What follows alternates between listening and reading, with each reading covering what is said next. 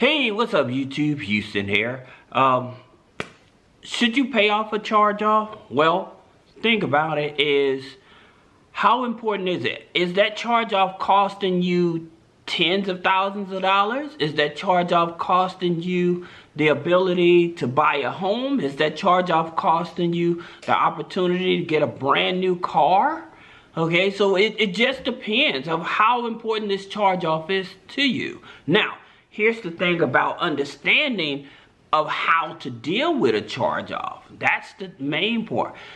If you have a charge-off on your credit file, and this is very important, if you have a charge-off on your credit report, one of the things you must understand that if it's showing a zero balance, then a charge-off with a zero balance is not being picked up by FICO. All right, so that's number one. All right, so that's the first thing you need to understand. Now, in terms of challenging a charge-off, how should you challenge a charge-off? Well, according to the IRS, if a financial institution charge off an account, they cannot put it on your credit file because it's actually income earned. Meaning that you've just been, say that you had a $10,000 charge off, okay? That credit card company, when they filed their taxes, they said they took a loss on it and they gave you $10,000. Now, here's the problem that most creditors end up having. A lot of times creditors would charge off an account and they will hold it on their books, right? Trying to get the money from you, even though they already filed a loss with the IRS. So by them filing a loss with the IRS, they're saying, hey, we gave this person $10,000, but we're going to try to still collect on it. They cannot collect on that charge off anymore. Okay, now there is the option for them if they want to take litigation against you, meaning if they want to sue you, then that can happen, meaning that before they actually charge it off, it goes into collection status, and then at that point, if they decide, hey, we're gonna use the statutes of limitations against you and sue you. So if they take you to court, and I'm gonna tell you, this is something that's very notorious. Like Navy Federal will sue you, okay? So that's the reason I tell you guys, do not mess up your relationship with Navy Federal. Understanding that Navy Federal is very flexible. They're willing to work with you, but anytime, do not burn Navy Federal, because Navy Federal will definitely sue you, okay? And that's where the headaches start to come, because once they sue you, then they can file a judgment against you and get access to your job income. So that's the reason you don't want that headache with Navy Federal or any of the other creditors, because now some collection companies are starting to get into it where they're trying to use your statutes of limitations against you and to sue you on the debt. Right? Now, one of the things I'm going to tell you, if you ever get sued on a collections account, go to court. Go to court, okay? You have a higher chance of negotiating a lower balance or being thrown out, depending on the situation, because most of the time, a lot of creditors, they don't show up to court. They'll file a claim to go to court, and they know they'll get a judgment against you because most of the time people won't go to court. So you definitely want to go to court because you will have a higher chance of winning. Now, back to the charge-off and explain about charge-off with balances.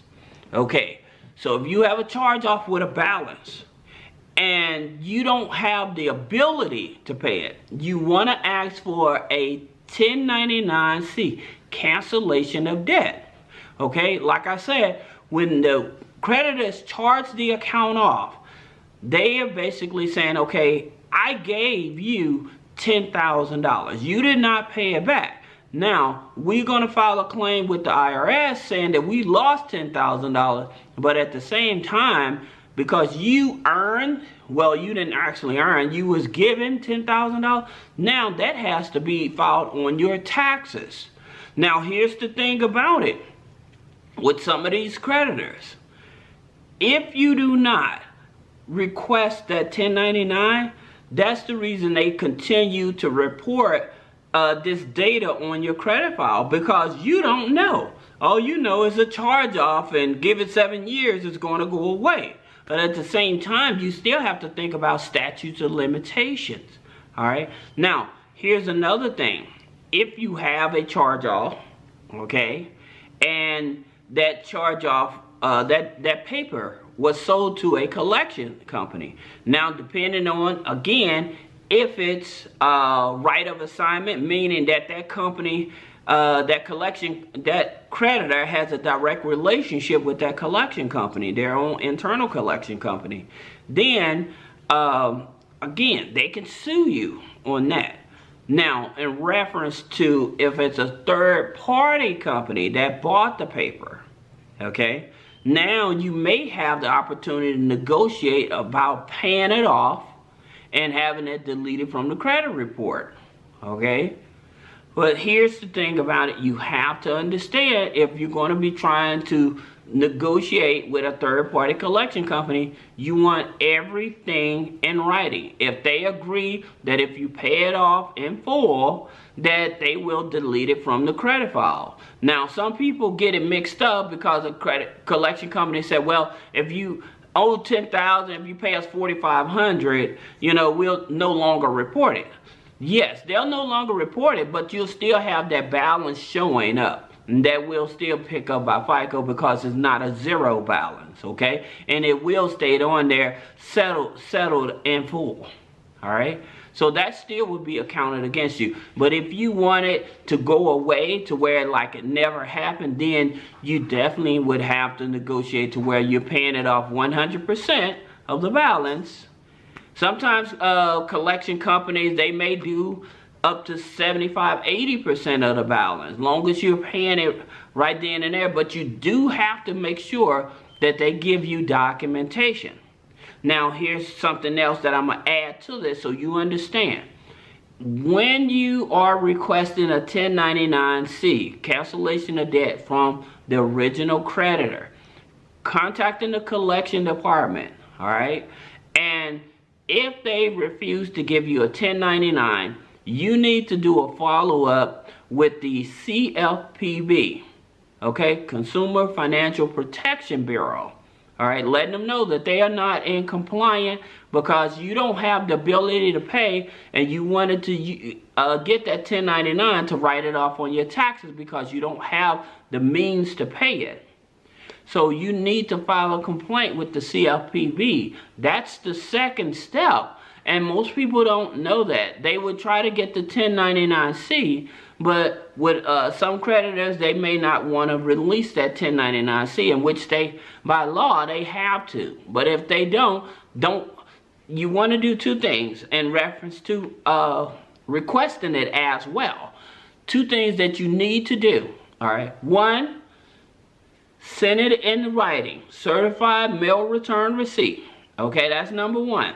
Number two, you can call them on the phone as well. But make sure that you definitely do not skip number one, because you want to have all documentation showing that you made any and all attempts to get access to this 1099-C. All right? Now, again, once you get that 1099-C, they should not be reporting that any longer on your credit file. It's illegal for them to report it because you actually took responsibility of the debt. That's the reason why you see some of these charge-offs continuing to report month after month, because they still hold that 1099-C, all right? And without you requesting it, they look at that, this is still a debt on our books, all right? So if you have any questions about business credit funding, personal credit funding, looking at other things on your credit file to see what you can do to build a strong credit file, click the link in the description and schedule a one-on-one consultation. Thank you.